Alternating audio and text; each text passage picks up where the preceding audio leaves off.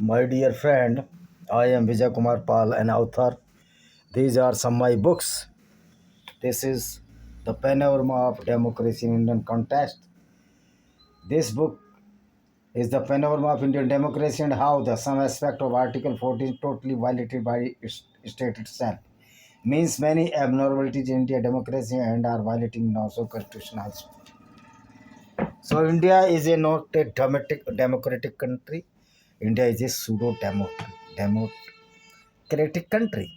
Now we will discuss about the murder by Muhammad, so-called prophet. We cannot adopt him as a prophet. In my opinion, he is very, very violent, very, very cruel, and the certified criminal for the non-Muslims or the society or the civil society. Such type of prophet cannot be run now.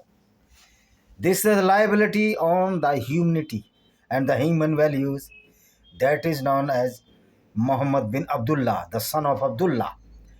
He is the so-called prophet of Islam, the self-proclaimed prophet.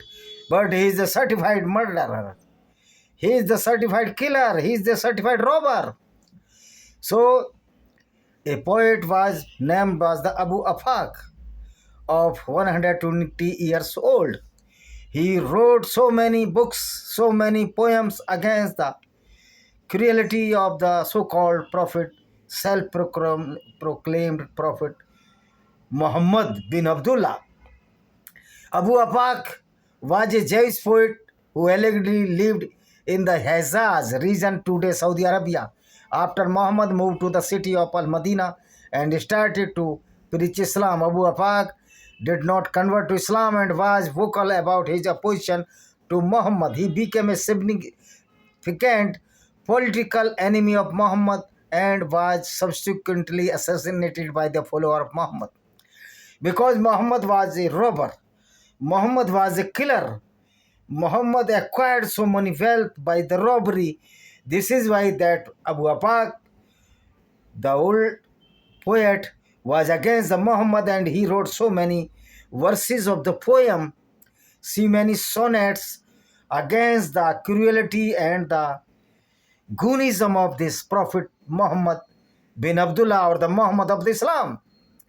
An elderly man, Abu Afaq Arwan, wrote a politically charged poem against Muhammad and his followers that is preserved in the Sirah.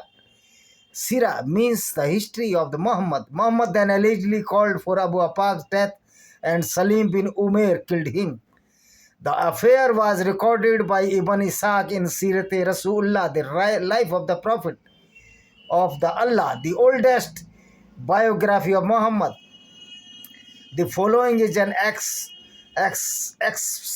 expert from the Alfred Gullimer's translation of Ibn Ishaq prophetic biography, chapter Salim bin Umar's expedition to kill Abu Afaq. Abu Afaq was one of the B. Umar B. of the B. Ubada clan. He showed his dissatisfaction when the festival Muhammad killed Al-Harith, Biswad, B. Samit and said, क्या कविता थी? Long have I lived, this is the poem against the Muhammad.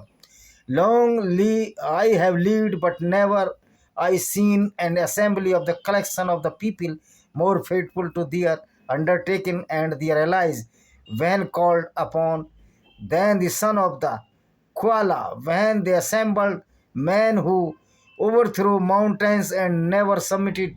A rider who came to them split them into, saying, permitted, forbidden of all sorts of the things. Had you believed in the glory of the kingship, you would have followed Tubba. The Apostle Muhammad said, who will deal with this rascal for me? Because Abu Afaq disclosed all the cruelty and all the goonism of the so-called Prophet of the Islam. So whereupon Salim bin Umar, the companion of the Muhammad, who was a robber, all the companion of Muhammad was the certified robber, killer and the rapist, as I told earlier in many videos. Brother B. Umar, brother of B. Amr, B. Of one of the weepers, went forth and killed him. Umama B. Muzaira said concerning that, you gave the lie to Allah's religion, and the man Ahmad, the prophet, by him who was your father, evil is the son he produced.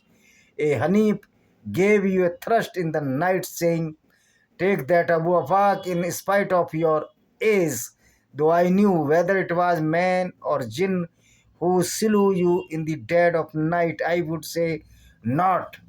But there is no chain of the transmission mentions for the story through the Ibn Ishaq, and therefore either Ibn Ishaq narrated the story without chain or the chain is missing, since Ibn Ishaq's prophetic biography have not been transmitted completely, but some of which survive through the writing of the Ibn Hisam and Ibn Jarir al-Tabri. This is with the knowledge that Ibn Ishaq was born at least 67 years after the death of the Muhammad. The following in an expertise from Rizvi Fazal translation of Waqidi's military history chapter, The Expedition of the Kill Abu Afaq, said B. Muhammad related to us from Umrah B. Ghazia and Abu Musab related to us from Ismail B. Musab B. Ismail B. Zayd B. Thabit from his elder who said, there was a sheikh of the Banu Amr ibn Auf called Abu Afaq.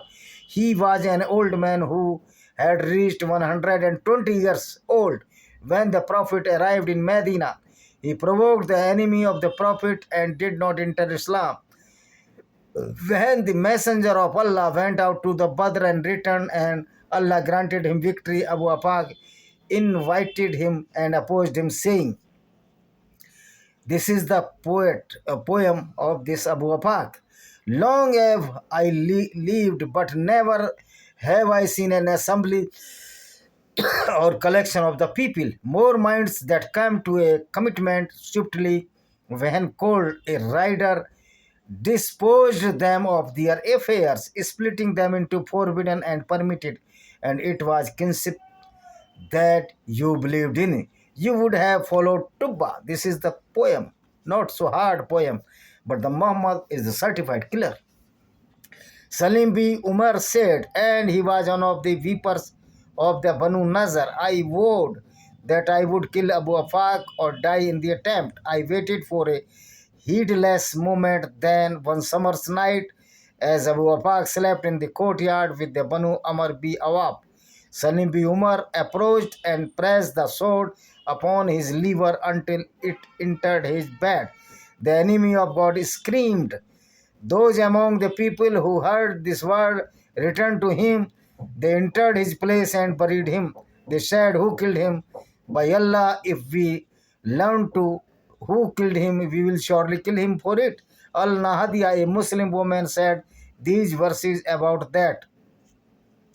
You lied about the religion of Allah and the man Ahmad, means the prophet. By the lies of who produced you, miserable is what is produced. A Hanif gave you at the end of the night a thrust, Abu Afaq, take it in spite of your age. Indeed, if I knew who killed you in the deed of night, whether man or jinn, I would not say.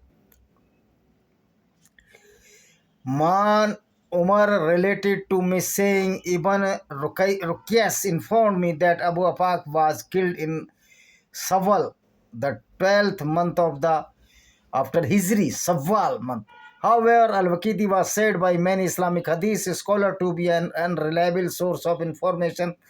Al-Waqidi has been condemned as an unworthy narrator and has been frequently and severely criticized by the scholars, but thus his narration have been abandoned by the majority of the Hadith.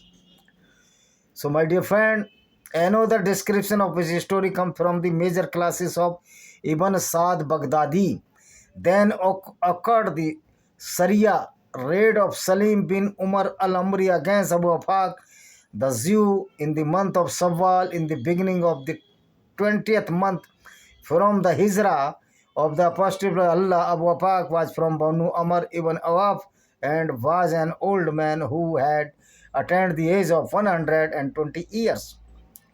He was a Jew and used to instigate the people against the apostle of Allah, and composed satirical verses about Muhammad. Salim bin Umar, who was one of the great weepers and who had participated in Badr, said, I take a vow that I shall either kill Abu Afaq or die before him. He waited for an opportunity until a hot night came and Abu Afaq slept in an open place. Salim ibn Umar knew it, so he placed the sword on his liver and pressed it till it reached his bed. The enemy of Allah screamed, and the people who were his followers rushed to him, took him to his house, and entrapped him. Ibn Sa'd gives a second account which cited his sources. Muhammad ibn Umar Waqidi reported from Sa'd ibn Muhammad al-Zuraki from Umrah ibn Ghaziyah that Abu Musab Ismail ibn Musab ibn Ismail bin Zaid bin Thabit related from his sheikhs. The Abu Afaq was an old man of the Banu Amr ibn Awaf. He reached the age of 120 and he heard about the Prophet, but he did not enter Islam. Salim ibn Umar vowed to kill him and sought him until he killed him. That was the command of the Prophet. Muhammad ibn Umar Waqidi reported from Man ibn Umar from Ibn Rukas of the Banu Asad ibn Khuzama that Abu Afaq was killed in the Sawal at the beginning of the 12th month of the Hijrah, late March, early April in 124. So we can say that which opened the tongue or which stated the real character of Muhammad, he was in danger by these Muslim goons. And this tradition is continued till the inception of Islam. Today, the Islamic goons on the street are screaming, "Sartan se juda." गुस्ताखे रसूल की यही सजा, सरतन से जुदा, सरतन से जुदा. So these all Islamic followers are the certified goons, and which are very big threat to the society because they are following the teaching of the Islam, or that Islam is a totally goonism against the civil society ethics and etiquette. The follower of Islam is the certified goons, certified robbers, and certified dacoits. They are too most uncivilized and barbaric in manner because their prophet was also barbaric and uncivilized in manner. He committed so many heinous crimes. Though the Islam and the Quran yet not banned by all the country. This is the necessity of the time that the Quran and the Islamic jurisprudence or Islamic school must be banned or must be abrogated from the society. The Quran and the Islam must be abrogated from the society. We cannot bear the goonism of Islam. We are bearing so many goonism of the Islam since inception of the Islam. Then why we are not trying to say with dare that Islam is a perfect goonism, and the head of this goonism was so-called Prophet Muhammad. So-called prophet, self-proclaimed prophet. He was just a dirty and heinous person and filthy person. He created havoc and hatred among the society, among the social values. And those people who are praising the Muhammad are also the goon.